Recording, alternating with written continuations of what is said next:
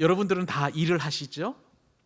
직장 생활을 하시거나 혹은 사업장을 하시거나 또 가정 일을 하시거나 모두가 다 일을 합니다. 일을 하게 되면은 보상이 주어지잖아요. 월급이라는 형태로 또 다른 어떤 형태로 우리에게 보상이 주어지는데 여러분 어떻습니까? 열심히 일한 사람은 덜 한 사람보다 더 많은 보수를 받아야 됩니다. 맞죠? 대가를 받아야 되는 거예요. 또 똑같은 일을 한다고 할지라도 먼저 시작한 사람은 늦게 시작한 사람보다 더 나은 그런 대가나 보수를 받아야만 합니다.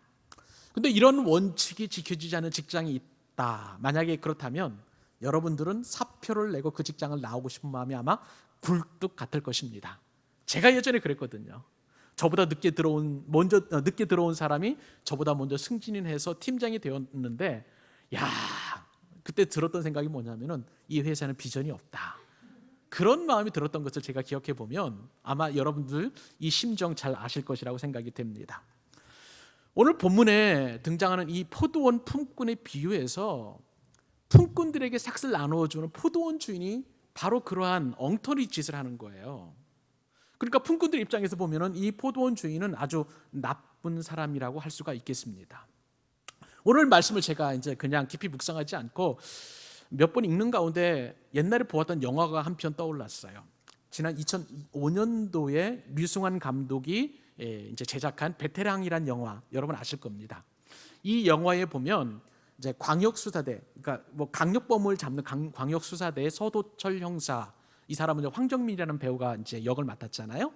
그리고 또 이 사람과 대결하는 악의 그 빌런의 그 역할로 이제 유아인 배우가 이제 그 분한 조태우라는 그러한 이제 재벌 3세가 서로 대결하는 장면이 나옵니다.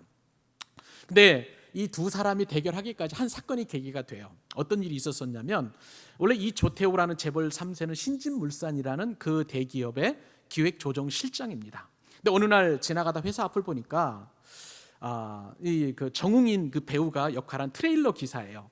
이 사람이 이제 노조에 가입했다는 그 이유로 임금이 체불됩니다.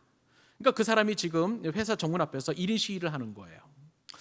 조태우 이 재벌 3세가 그것을 보고 이 사람 불러들입니다. 그리고 다짜고짜 폭행을 하고요. 그리고 그 폭행이 정말 거의 뭐 실신 직전, 죽음 직전까지 가니까 이것을 무마하기 위해서 계단에서 밀어 떨어뜨렸습니다. 그리고 실족사한 것으로 스스로 목숨을 끊은 것으로 이렇게 위장하는 그러한 일을 펼치게 됩니다. 나중에 이제 수사 과정을 통해서 황정민 배우가 그런 과정을 잘 알고 조태우와 대결해가지고 이제 재벌 3세는 체포되어서 벌을 받는 과정으로 영화가 갈무리 되는데 오늘 본문에 보니까 이 포도원 주인은 그렇게 끝나는 게 아니라 오히려 품삯에 대해서 이의를 제기하는 그 품꾼을 불러서 꾸짖는 그 장면이 오늘 본문 가운데 기록되어 있습니다. 여러분, 요즘 우리는 기회는 평등하고 과정은 공정하고 결과는 정의로울 것에 대하여 얼마나 우리가 목말라 하는지 몰라요. 근데 오늘 우리가 사는 세상은 그러한 말은 거창하지만 이러한 것들이 실현되지 않기 때문에 우리가 참 마음이 아프고 안타까워하는 그런 현실 속에서 살아가고 있습니다. 이런 현실에서 오늘 본문을 우리가 묵상을 하게 될 텐데, 근데 놀라운 것은 이 하나님의 나라 곧 천국이라는 것은 어떠한 경제적인 원칙이나 공정 그 이상의 은혜가 지배하는 나라라는 사실을 우리가 깨닫게 될 거예요. 사랑하는 여러분, 이것이 바로 천국입니다. 이 천국을 오늘 말씀을 통해서 여러분들에게 오늘 우리가 이제 함께 은혜를 나누게 될 터인데요. 여러분, 본문에서 이 마태복음 20장은 여러분들은 참 많이 읽었을 것입니다.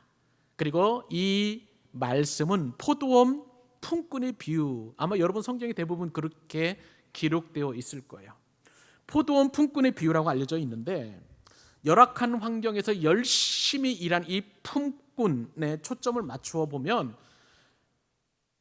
아침에 일찍 일한 사람이나 저녁 늦게 일한 사람이나 똑같이 품삯을 주는 이 포도원 주인은 악한 사람입니다. 그러나 포도원 주인의 비유, 이것을 바꿔가지고 포도원 주인의 그 관점에서 보니까 이것은요 엄청난 축복의 말씀이 되는 거예요. 포도원 주인은 바로 하나님이십니다. 여러분, 포도원 품꾼의 입장에서 보면 여러분 포도원 가보셨어요 혹시? 포도원 가봐서 저는 예전에 한번 가봤는데 그 포도원에서 볼 때에 그곳은 후텁지근하고 숨이 탁탁 막히고 땀이 막 엄청나게 솟아나는 그러한 정말 열악한 근로 환경입니다. 그래서 이 포도밭은 포도원은 품꾼들에게 있어서는 맛있는 포도를 먹는 그 현장이 아니라 고통스러운 노동의 현장입니다. 그렇기 때문에 우리가 포도원 품꾼이 아니라 포도원 주인의 입장에서 이 말씀을 보게 되면 하나님께서 왜 우리에게 선한 목자이시고 그분이 얼마나 자비롭고 풍성한 분이신지를 알 수 있다는 거예요. 그래서 여러분, 오늘 저와 여러분이 포도원 주인의 비유라는 그런 관점에서 오늘 말씀을 우리가 상고하고 포도원 주인 되신 하나님께서 얼마나 선한 분이신지 함께 우리가 상고해가며 귀한 은혜를 나눌 수 있기를 바랍니다. 자, 그렇다면 포도원 주인이신 하나님이 어떤 분이십니까? 첫 번째 그 교훈은 뭐냐면요, 포도원에서 일한 사람에게 상급을 주시는 하나님이라는 사실입니다. 요즘은 일해도 제대로 임금을 주지 않는 사람들이 많이 있지만 그러나 하나님께서는 반드시 일한 사람에게 품삯을 주신다는 거야. 그렇기 때문에 하나님은 포도원 주인이시고 자비롭고 선하신 하나님이라는 사실을 우리가 기억할 필요가 있는 것입니다. 여러분, 우리 지난주에 상고했던 말씀, 하나님이 하시는 일 네 가지 가운데 맨 마지막에 있었던 것 여러분 기억하십니까? 하나님이 하시는 일 가운데 하나가 바로 경고였습니다. 근데 우리가 마태복음 19장 30절 그 말씀 기억하세요? 그러나 먼저 된 자로서 나중되고 나중된 자로서 먼저 될 자 많으니라, 이렇게 말씀하셨잖아. 이것은 일종의 경고라고 말씀을 드렸어요. 그런데 이 포도원 주인의 비유의 맨 마지막에도 이와 똑같은 말씀이 있습니다. 여러분, 오늘 본문 16절 한번 보시겠어요? 자, 같이 한번 읽어볼까요? 시작. 이와 같이 나중된 자로서 먼저 되고 먼저 된 자로서 나중되리라. 아멘. 자, 그러면 여러분, 성경 말씀을 보시면 아시겠지만 마태복음 19장 30절에 먼저 된 자로서 나중된 자 있다, 이 말씀이 있고 맨 마지막 절에도 있고 이 가운데 사이에 포도원 주인의 비유가 들어있으면, 자, 이 말씀을 주님께서 하시려고 하는 그 말씀은 무엇입니까? 나중된 자가 먼저 될 자 있다라고 하시는 그 말씀을 하시기 위하여 오늘 포도원 주인의 비유를 말씀하시는구나, 우리가 어렵지 않게 생각할 수 있는 것이죠. 여러분, 한번 생각해 보십시다. 먼저 된 자가 나중된 자 있고 나중된 자가 먼저 될 자 있다라고 이렇게 말씀하시면서 이 비유를 말씀하셨는데, 그런데 오늘 본문에 보니까 우선 모든 사람들이 품삯을 동일하게 받습니다. 한 데나리온을 받는데요, 세상에서 모든 경기나 어떤 일을 할 때에 먼저 온 사람이나 나중에 온 사람이 똑같이 품삯을 받는 경우가 있을까요? 없을까요? 세상에는 없어요. 없습니다. 간혹 여러분 드라마나 혹은 영화의 감동적인 장면에서 어떤 아이가 뛰어가다가 넘어지면 앞서가던 아이가 그 아이를 와서 이제 이렇게 부축해가지고 같이 통과하는 그런 감동적이고 아름다운 장면은 있을지언정 세상 어디에도 똑같이 들어가는 결승선을 통과하는 그런 경주는 없는 것입니다. 그런데 오늘 포도원 주인은 모든 품꾼들에게 동일한 삭을 나누어 줍니다. 근데 이 일을 위해서 포도원 주인이 아침 일찍 집을 나서는 장면이 오늘 본문 가운데 기록되어 있습니다. 좀 긴 말씀입니다만 우리 같이 은혜를 받기 위해서 한 번 더 1절에서 7절 말씀 같이 한번 우리 천천히 읽어보십시다. 시작. 천국은 마치 품꾼을 얻어 포도원에 들여보내려고 이른 아침에 나간 집 주인과 같으니 그가 하루 한 데나리온씩 품꾼들과 약속하여 포도원에 들여보내고 또 제3시에 나가보니 장터에 놀고 서 있는 사람들이 또 있는지라 그들에게 이르되 너희도 포도원에 들어가라, 내가 너희에게 상당하게 주리라 하니 그들이 가고 제6시와 제9시에 또 나가 그와 같이 하고 제11시에도 나가보니 서 있는 사람들이 또 있는지라 이르되 너희는 어찌하여 종일토록 놀고 여기 서 있느냐, 이르되 우리를 품꾼으로 쓰는 이가 없음이니이다. 이르되 너희도 포도원에 들어가라 하니라. 아멘.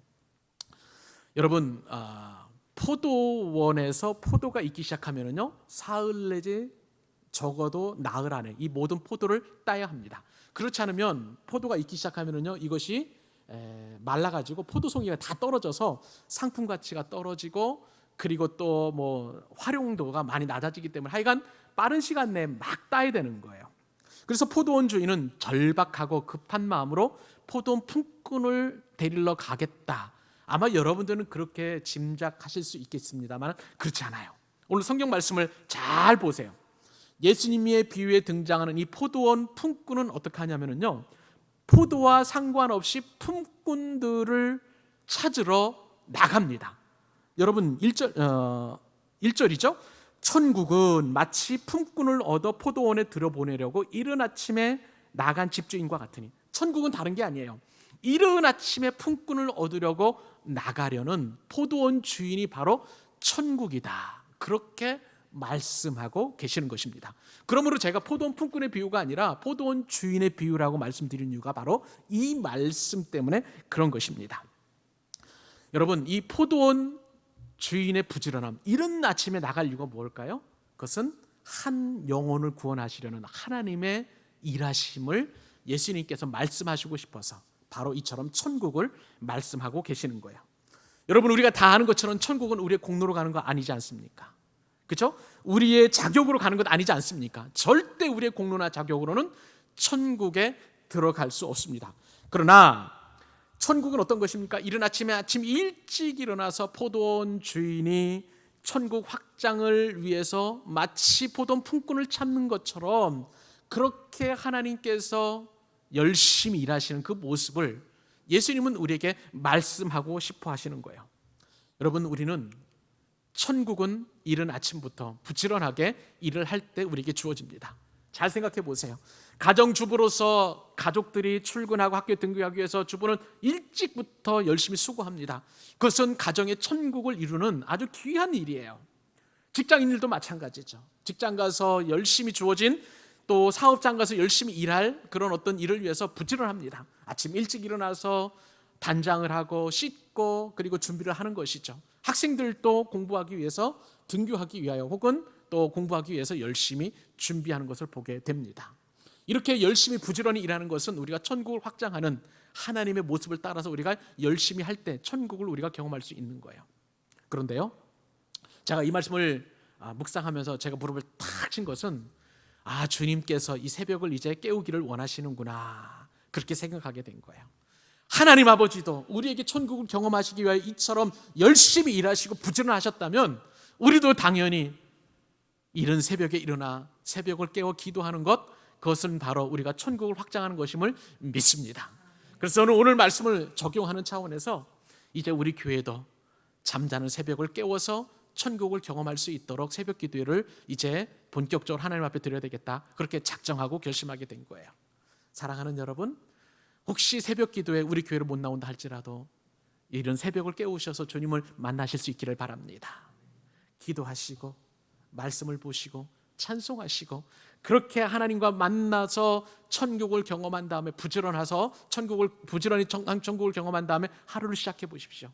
하루가 더 기쁘고 감사하고 행복하고, 코로나19라는 그런 위기 상황 속에서도 하나님께서 나와 함께 하심을 여러분 확신하게 될 줄로 믿습니다. 새벽을 깨우는 부지런함에 여러분 동참하실 수 있기를 우리 주님의 이름으로 축복합니다. 자, 그런데 여러분, 이 말씀을 묵상하면서 이 대목에서 제가 말씀을 묵상하는 가운데 이 포도원 주인 되신 하나님께서 얼마나 선하신 분이신지, 얼마나 자비가 풍성하신 분이신지 깨닫고요, 정말 행복했습니다. 자, 우선 당시의 그 문화적 관습에 따르면요, 포도원 주인은 부유한 사람이기 때문에 포도원과 관련된 모든 전반적인 일을 주인이 직접 하는 일은 없습니다. 청지기를 시켜서 포도원 관리를 하는 거예요. 자, 그렇다면 여러분, 품꾼을 구하는 것, 품꾼을 찾는 것도 포도원 주인의 입장에서 보면 자기의 몫이 아니라 누구의 몫이 되겠습니까? 청지기한테 시키면 되는 거예요. 그런데 포도원 주인은 그럼에도 불구하고 청지기에게 품꾼을 찾는 일을 맡기지 않고 자신이 직접 하는 것을 보게 됩니다. 이른 새벽부터, 이른 아침부터 포도원 주인은 품꾼을 찾기 위해서 집을 일찍 나설 정도로 직접 그 일을 하게 되는 거죠. 주인이 직접 나서게 되면 품꾼의 입장에서 보면 얼마나 좋은 일인지 아세요, 여러분? 포도원 청지기는 마음에 안 내키거나 혹은 그 품꾼이 만약에 청지기의 입장에서 일꾼으로서 별로 그렇게 값어치가 없다 하면 아마 청지기는 이렇게 걸러냈을 거예요. 그런데 본문에 보니까 주인은 그러지 않아요. 모든 품꾼들, 일하려고 하는 그런 품꾼들을 다 이렇게 고용하는 것을 보게 됩니다. 이것은 너무나 귀한 거예요. 우리 아버지 하나님이 그러한 마음을 가지고 계시다는 거예요. 여러분, 한번 우리 청년들의 입장에서 한번 생각해 볼까요? 청년들을 고용하는 권한을 가진 재벌 그룹의 회장님이 대학교에 직접 가서 직접 직원을 찾는다, 한번 우리 가정해 보십시다. 그러면 그 대학생의 입장에서 보면은 이것은 정말 기가 막힌 일이에요. 내가 저 재벌 회장에게 내가 너를 쓰겠다 하면은 그것은 취직이 되는 거잖아요. 그런 것처럼 포도원 주인이 그렇게 품꾼을 찾아 나선다는 것은 굉장히, 품꾼들의 입장에서 보면은 굉장히 중요한 일이에요. 이처럼 포도원 주인이신 하나님께서 직접 나섰다는 것이죠. 또 이 포도원 주인의 자비가 이제 어느 곳에서 이제 극명하게 드러나냐면 모든 품꾼들에게 삭스를 준다는 면에서 극대화되는 것입니다. 당시 이스라엘에서는요, 일하는 노동 시간이 정해져 있어요. 해 뜰 무렵은 아침 6시부터 해질 무렵은 저녁 6시까지 하루 12시간을 꼬박 일해야 됩니다. 이것이 하루 일일 근로시간이에요. 그리고 그 하루 종일 그렇게 일하면 이제 일당으로 받는 것이 한 데나리온입니다.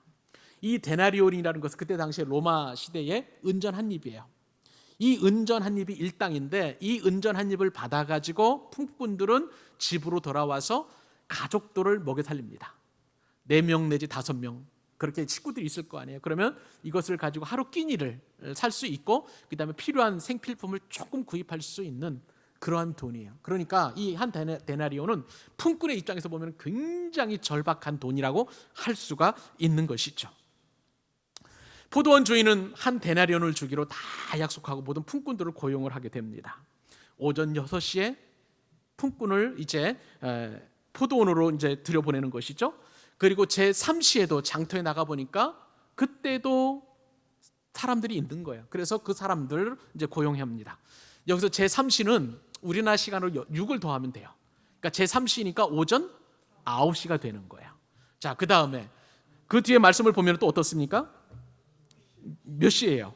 6시니까 6시를 더하면 12시, 그러니까 정오입니다. 정오에도 그렇게 이제 고용을 하게 되고, 그리고 또 그 뒤에 말씀 보니까 제9시, 그러니까 오후 3시가 되는 것이죠. 그리고 또 그 다음에 몇 시에 있습니까? 11시까지. 그러니까 계속해서 포도원 주인은 품꾼들을 고용을 하게 되는 거예요. 여러분, 한번 가정을 해보십시다. 만약에 이 품꾼들이 포도원 주인을 만나지 못했다면 어떻겠습니까? 포도원 주인을 만나지 못했으면 자신은 일을 하지 못하는 거예요. 일을 하지 못하게 되면 자신뿐만 아니라 가족들이 굶는 그러한 어려운 일이 벌어지기 때문에 이렇게 포도원 주인에게 고용을 당했다는 것은 굉장히 품꾼들의 입장에서 보면 정말 귀하고 그리고 놀라운 일이에요.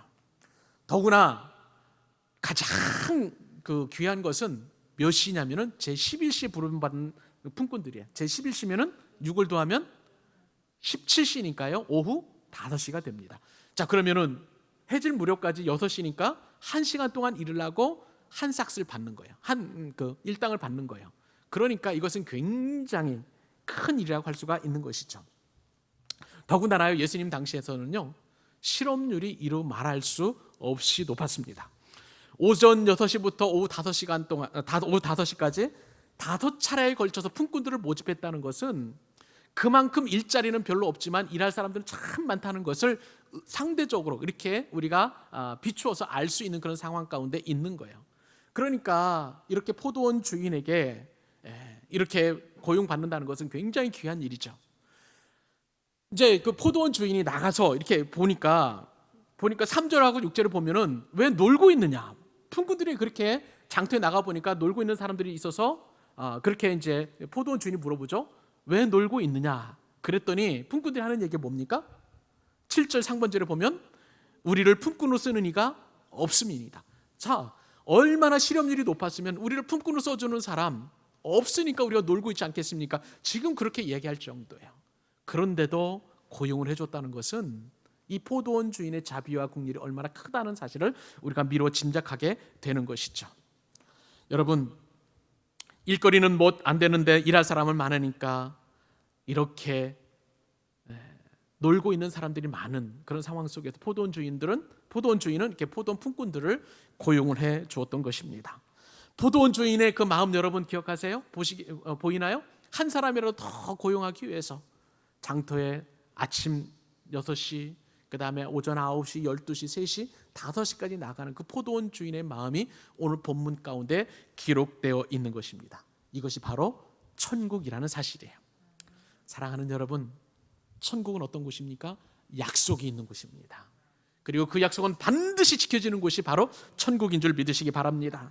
아침 일찍부터 일한 사람이나 그리고 저녁 늦게까지 일한 사람이나 똑같이 한 데나리온의 품삯을 받는 곳, 대가를 받는 곳, 그곳이 바로 천국이라는 사실을 여러분 기억하실 수 있기를 바랍니다. 이 비유는요, 천국의 주인이신 하나님께서 우리에게 반드시 상급, 곧 영생을 주시겠다는 그 말씀인 것입니다. 주인은 포도원 밖에서 일하지 않는 사람들에게 품삯을 준다고 말씀하시지 않은 거예요. 포도원에서 일한 사람에게만 품삯을 주시겠다고 분명하게 약속하고 계시는 것입니다. 그렇습니다. 천국은 주님의 뜻에 따라 일한 사람에게 반드시 주어지는 곳임을 여러분 믿으시기 바랍니다. 저와 여러분은 포도원 주인이신 하나님께 부름받은 품꾼입니다. 그러므로 우리에게는 약속이 있어요. 어떤 약속입니까? 영생이라는 약속, 구원이라는 약속, 천국이라는 약속이 우리에게 주어진 줄 믿으시기 바랍니다. 그리고 이 땅에서 하나님의 자녀로서 예수님께서는 반드시 천국을 경험하며 살도록 우리에게 약속을 주셨습니다. 우리는요, 하나님의 자녀로서 이 땅을 살다 보면 참 서러운 일이 많아요. 그리고 괴로운 일이 많습니다. 여러분 아시잖아요. 코로나19 때문에 요새 한국교회가 얼마나 욕먹는 일. 이것은요, 우리가 교회가 욕먹는다고 뭐 탓할 것이 아니라 이것은 하나님께서 우리를 향하신 주님의 선하신 뜻이에요. 이것을 통해서 예수 믿는 것이 얼마나 힘든 것인가, 우리의 믿음의 단련을 보기 위하여 그렇게 우리에게 이런 환난을 주신 것입니다. 그런데 여러분, 여기서 머물지 마시고 약속 있는 말씀을 붙잡을 수 있기를 바랍니다. 이러한 사정을 다 하시고 이사야 선지자를 통해서 우리에게 축복의 말씀을 주셨는데 이 말씀이 여러분들에게 신실한 하나님 나라의 약속인 것을 믿으시기 바랍니다. 이사야서 49장 7절로 8절 축복의 말씀을 여러분들에게 읽어드립니다. 이스라엘의 구속자, 이스라엘의 거룩하신 이이신 여호와께서 사람에게 멸시를 당하는 자, 백성에게 미움을 받는 자, 관원들에게 종유된 자에게 이같이 이르시되 왕들이 보고 일어서며 고관들이 경배하리니 이는 이스라엘의 거룩하신 이 신실하신 여호와 그가 너를 택하였음이니라. 여호와께서 이같이 이르시되 은혜의 때에 내가 내게 응답하였고 구원의 날에 내가 너를 도왔도다. 내가 장차 너를 보호하며 너를 백성의 언약으로 삼으며 나라를 일으켜 그들에게 그 황무했던 땅을 기업으로 상속하게 하리라. 아멘. 하나님께서 우리에게 약속의 땅, 약속의 기업, 그리고 우리를 보호해 주신다는 이 신실하신 약속 꼭 믿고 승리하시는 여러분 되실 수 있기를 바랍니다. 포도원 주인이신 하나님은 또한 어떤 하나님이실까요? 두 번째 교훈입니다. 감사하는 사람에게 넉넉하신 하나님이시라는 사실입니다. 아멘. 여러분, 이제 드디어 포도원에서 이제 하루 해가 지게 되었습니다. 포도원 주인은 오후 6시가 되어서 일을 끝낸 모든 품꾼들에게 이제 삭슬 지불하게 되어 있습니다. 여러분, 율법에 따르면요, 생계를 위해서 모든 일한 사람에게는 반드시 그날 당일에 품삯을 주도록 모세 율법에 이미 규정을 해 놓으셨어요. 자, 여러분 신명기 24장 15절 말씀 보실까요? 이 말씀에 따르면 이렇게 되어 있습니다. 그 품삯을 언제 주라고요? 당일에 주라. 해진 후까지 미루지 말라. 이는 그가 가난함으로 그 품삯을 간절히 바람이라. 그죠? 이 품삯 없으면 이제 굶게 되었으니까 반드시 그날 이제 이 품삯을 해결해야 된다는 그런 이제 율법을 하나님께 주신 거예요. 그런데 모두들 이제 이때를 기다렸습니다. 품꾼들이죠. 품꾼들이 이때를 기다렸습니다. 그리고 기대하는 마음으로 이제 자기 차례를 다 기다리게 되었는데, 그런데 드디어 주인이 청지기를 시켜서 임금을 지불하게 되었는데, 여러분 상식적으로 우리가 이해할 수 없는 방법으로 지금 품꾼들에게 이제 이 품삯이 주어집니다. 그 말씀이 오늘 본문 8절, 9절, 10절인데 같이 한번 우리 한 목소리 읽어보십시다. 시작. 저물어 포도원 주인이 청지기에게 이르되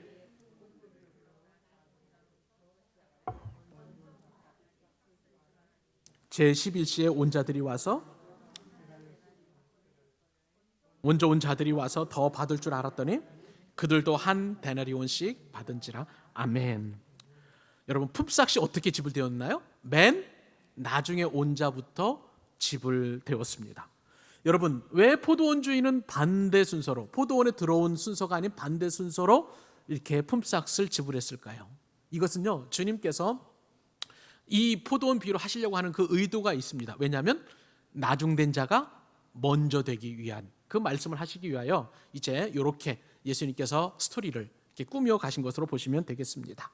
드디어 맨 나중에 왔던 11시, 그러니까 저녁 5시에 온 사람이 품삯을 받게 되었는데 얼마 받았나요? 한 데나리온을 받게 되었습니다. 여러분, 1시간 일하고 한 데나리온 받았으면 그렇게 품삯을 받은 그 품꾼의 입장에서 보면 어떻습니까? 너무 감사한 거예요. 너무 감사한 거예요. 그죠? 여러분, 이 사람들은 놀다가 제 11시에 온 사람들이 아니에요. 일을 하고 싶어요. 근데 그렇기 때문에 이른 아침 아마 6시부터 기다렸을 겁니다. 누가 나를 써주는 주인이 없었을까? 그런데 주인이 와서 자신도 안 써주고 이 사람도 안 써주고 하니까 계속 기다렸던 거예요. 여러분, 왜 안 써줬을까요? 주인들이? 우리가 생각을 해보면요, 아마 저녁 5시에 부름받은 그 품꾼들은 이른 아침 6시에 온 그런 품꾼들보다 노동력이 상당히 떨어졌을 거예요.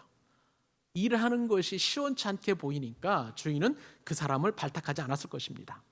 게다가 마감 1시간을 앞두고 이제 부름을 받았는데 시장에서 포도원까지 약간의 거리가 있을 거예요. 그러면 걸어가는 시간 빼면은 실제로 포도원에서 일한 시간은 대략 20분 내지 30분 정도밖에 되지 않았을 것이라고 우리가 어렵지 않게 생각할 수 있습니다.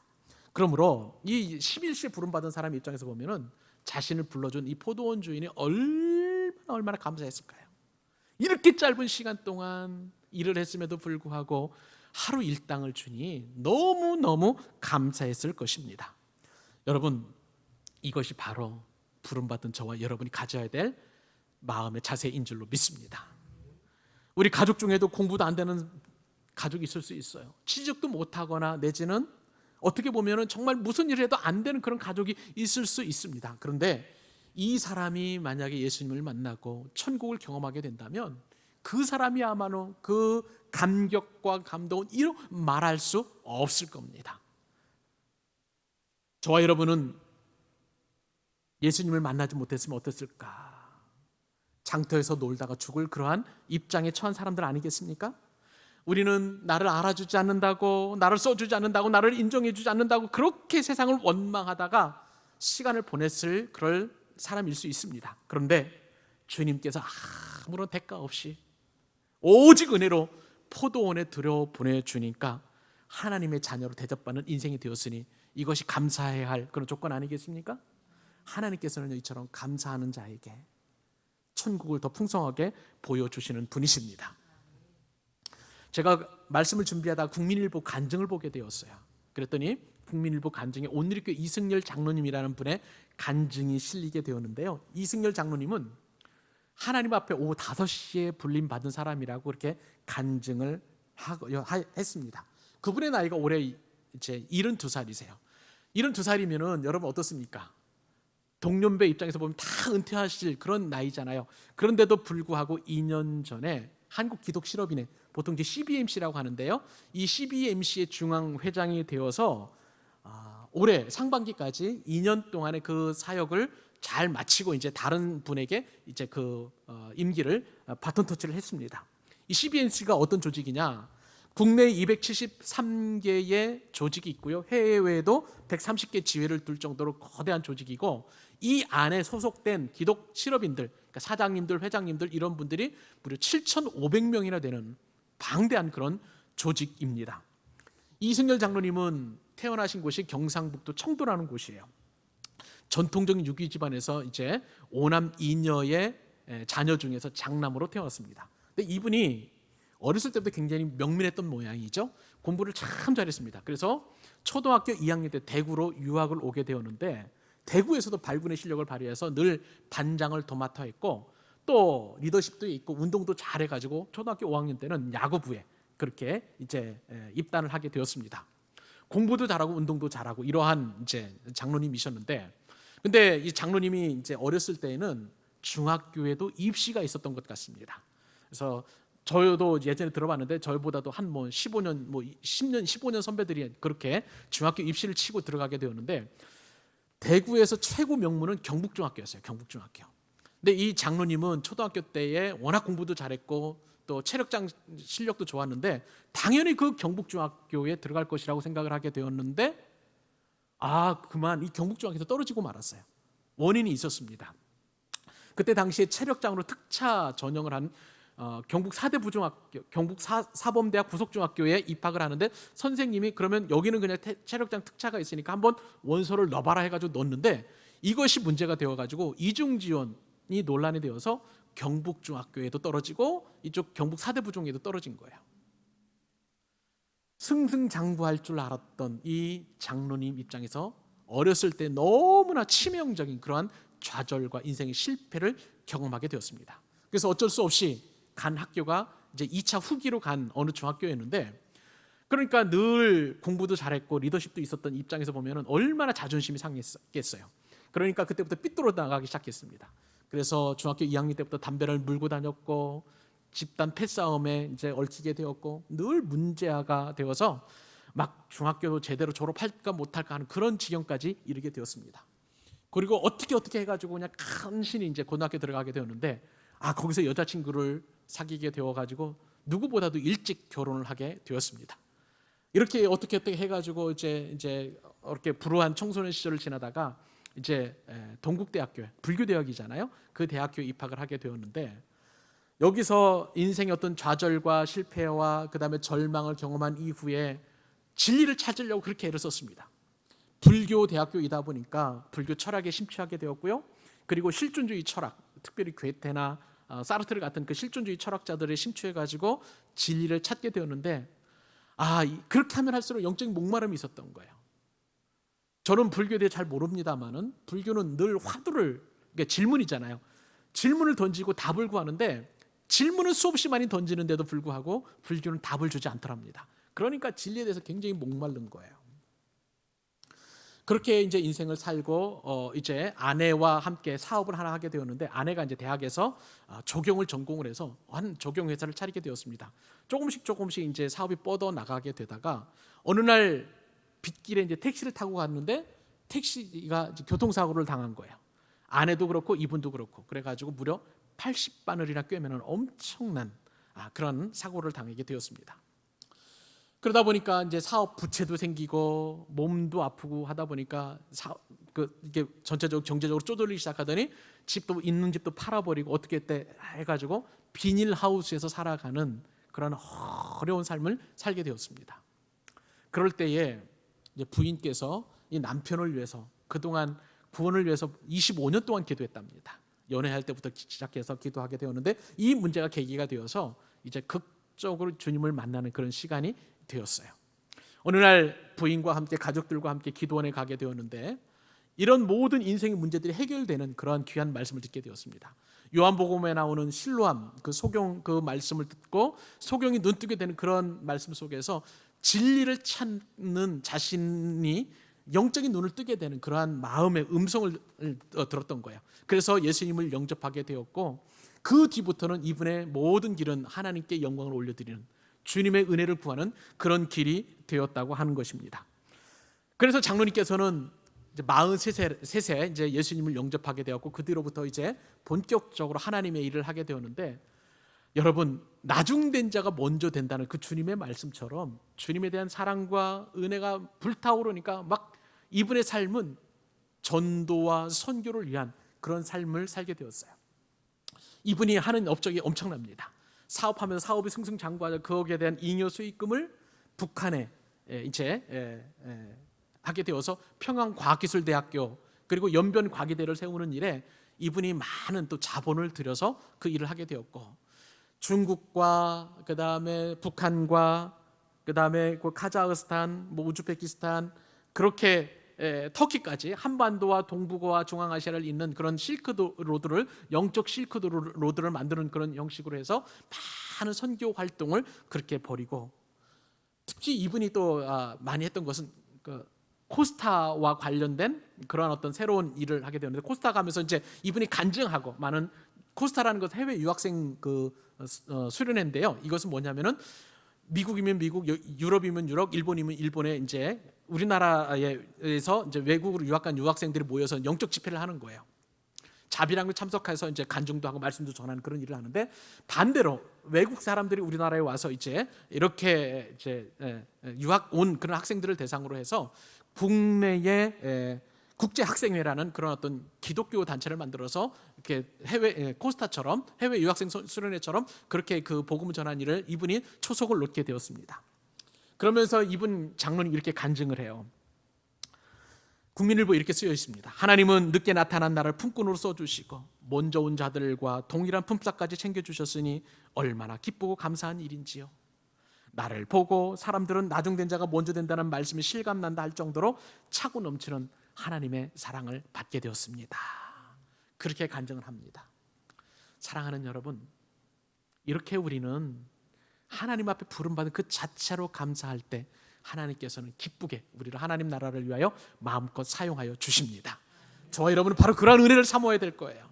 그러한 축복을 사모해야 될 줄로 믿습니다. 그러한 귀한 비전을 가지고 나를 부르신 그 주님 앞에 감사하는 여러분 되셨으면 참 좋겠어요. 포도원 주인의 기준은 무엇입니까? 품꾼들이 얼마만큼 일을 했느냐, 여기에는 관심이 없어요. 어떤 마음으로 일했느냐, 그것이 포도원 주인의 마음인 것입니다. 하나님은 얼마나 많이 일했느냐를 우리를 보고 판단하는 것이 아니라 얼마나 감사로 우리가 일을 했는가, 그것을 보시는 분이세요. 그러므로 우리는 우리에게 맡겨진 모든 일들을 감사로 할 수 있기를 바랍니다. 내게 우리 주어진 가정의 일, 그리고 내 직장에서 내가 해야 될 일, 사업장에서 내가 해야 될 일, 그것은 감사로 해야 될 일이에요. 하나님께 나를 불러주시고 나에게 맡겨주신 그 일을 감사로 할 때 하나님께서는 큰 영광 받아주실 줄로 믿습니다. 마지막입니다. 포도원 주인이신 하나님은 어떠한 하나님이신가요? 세 번째 교훈은 은혜를 아는 사람에게 어떻게 하신다고요? 함께 하십니다. 함께 하십니다. 여러분, 맨 나중에 와서 일한 품꾼들이 얼마를 받았다고요? 한 데나리온을 받았습니다. 자, 그러면 일찍 온 사람들 입장에서 보면 뭐냐면은, 맨 마지막에 온 사람이 한 데나리온을 받았으니 나는 더 많은 일을 했으니까 더 많은 품삯을 받을 것이라고 그렇게 기대를 할 수 있습니다. 그런데 여러분, 그렇지 않고 모두가 다 한 데나리온을 받게 되니까 어떤 일이 일어났을까요? 11절로 15절에 이런 일이 일어났습니다. 같이 한번 읽어보겠습니다. 자, 시작. 받은 후 집 주인을 원망하여 이르되 나중 온 이 사람들은 1시간밖에 일하지 아니하였거늘 그들을 온종일 수고하며 더위를 견딘 우리와 같게 하였나이다. 주인이 그 중에 한 사람에게 대답하여 이르되 친구여, 내가 내게 잘못한 것이 없노라? 네가 나와 한 데나리온의 약속을 하지 아니하였느냐? 네 것이나 가지고 가라. 나중 온 이 사람에게 너와 같이 주는 것이 내 뜻이니라. 내 것을 가지고 내 뜻대로 할 것이 아니냐? 내가 선함으로 네가 악하게 보느냐? 여러분, 일찍 온 사람들의 품꾼들은 불만이 있을까요? 없을까요? 너무 불만이 있어요. 그 불만이 하늘을 찌릿합니다. 여러분, 당시 관습에 따르면요, 나를 고용해 준 사람에게 이렇게 표현해야 됩니다. 나으리라고 해야 됩니다. 아니면 주인 어른이라고 이렇게 이야기하는데, 오늘 본문에 보니까 그런 얘기가 있어요? 없어요? 없어요. 그러니까 포도원 주인에 대한 일찍 온 품꾼들이 얼마만큼 불만이 팽배했는지 말씀을 통해서 우리가 알게 됩니다. 이들은 항의하죠. 두 가지 이면에서 항의를 했습니다. 첫째, 자기들은 하루 종일 일을 했는데 겨우 1시간 남짓 일한 사람과 동일한 품삯을 주니 이것은 부당하다. 이것은요, 노동 시간에 대한 부당성을 주인에게 지적을 합니다. 또 두 번째 부당성이 있죠. 우리는 하루 종일 그 중동의 떼약볕을 받아가면서 포도원 일을 열심히 했는데 오후 5시에 부름받은 사람은 해가 뉘엿뉘엿 지어가니까 서늘한 바람을 맞고 그렇게 일을 한 사람하고 똑같이 임금을 주다니, 노동 환경에 대한 부당성을 지적하는 것을 우리가 알게 됩니다. 이에 대해서 포도원 주인은 그래, 너희 말이 맞다, 그렇게 말합니까? 아니에요. 이들 포도원 품꾼들이 지적하는 그러한 부당성에 대하여 포도원 주인은 이야기합니다. 그런데 놀랍은 것은요, 이렇게 불만을 토하는 품꾼들에게도 친구여라고 이야기하고 있다는 거예요. 인격적인 그런 포도원 주인인 것을 보게 되는 것이죠.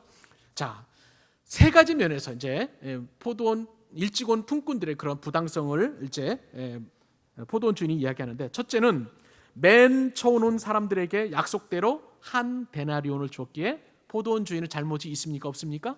없어요. 약속대로 준 거예요. 여러분 보세요. 2절 말씀에 보면 그가 하루 한 데나리온씩 품꾼들과 어떻게 했습니까? 약속.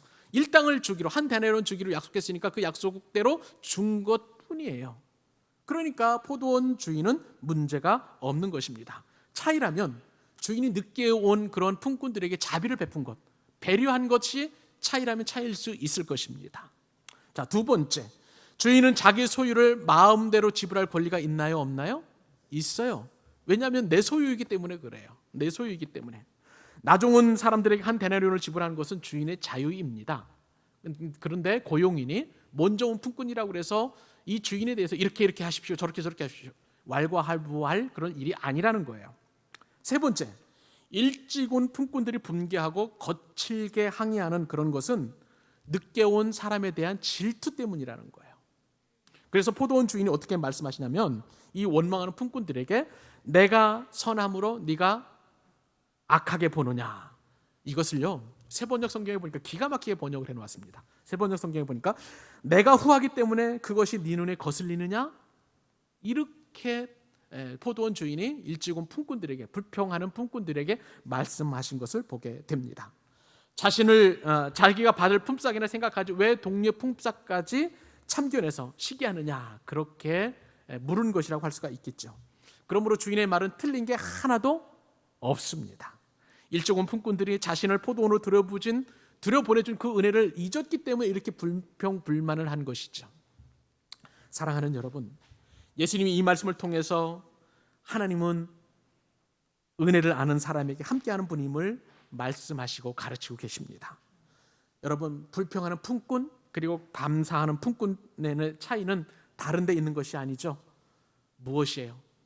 하나님은 천국의 상급을 위해서 일하는 사람이 아닌 상급을 주시는 그 분이심을 잊어버린 것에 대한 책망을 하시는 것을 보게 되십니다. 이른 아침에 부름받은 사람이나 오후 5시에 부름받은 사람이나 자격이 없기는 다 마찬가지인 거예요.